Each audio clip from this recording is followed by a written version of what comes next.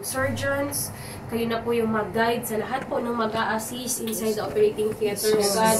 Kayo na, Panginoon, Lord, ang gumamit ng mga gamot, O God, nang sa ganoon, ma-alleviate, Lord, yung pain po na aming kapatid na si Sister Jonah, O God. Lord, dalangin po namin for fast recovery, and Lord, dalangin din po namin, Panginoon, for financial provision, Lord God, sa aming kapatid na ito. Lord, dalangin po namin na mabilis lamang po ang kanya pong pag-recover sa kanya pong surgery, O God. And Lord, we pray also, Lord, para po sa aming kapatid na si Sister Rona, Lord. Dalangin po namin, Panginoon, na kayo patuloy, Lord God, na mag-guide sa kanya, sa kanyang buhay, O God, sa kanya pong family, sa kanila pong mag-asawa, Lord. Dalangin po namin na spiritually, Lord, mag-grow pa po siya, Lord, sa iyong harapan, Panginoon. Hayaan mo na kayo po lagi yung maging sandalan nila sa kanila pong mga trials, sa kanila pong mga pinagdaraanan sa buhay.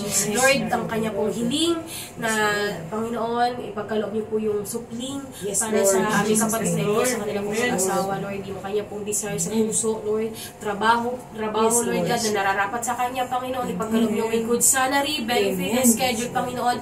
We claim, O God, sa iyo sa isang pangalan in Jesus' name, O Lord. And Lord, dalangin po namin na patuloy po kayong kumilos sa kanila pong buhay ng mag-asawa, Lord God. Good health protection ang ipagkaloob niyo po sa kanila, Panginoon. Financial provision, O God, ang lagi niyo pong iabot, Lord, sa aming pong mga kapatid na ito. Maraming salamat, Lord, muli sa buhay ng aming kapatid na si Sister Rhoda as we celebrate her birthday, Panginoon. Kayo na, O Lord, ang magbalik sa kanila ng mga pagpapala sa mga pagkain na na-prepare, Lord God. Siksik, liglig, at tag-uumapaw, Panginoon. Maging, Lord, hayaan mo, Lord, na abundant blessing, Panginoon, ang mag-shower po sa kanila pong mga buhay.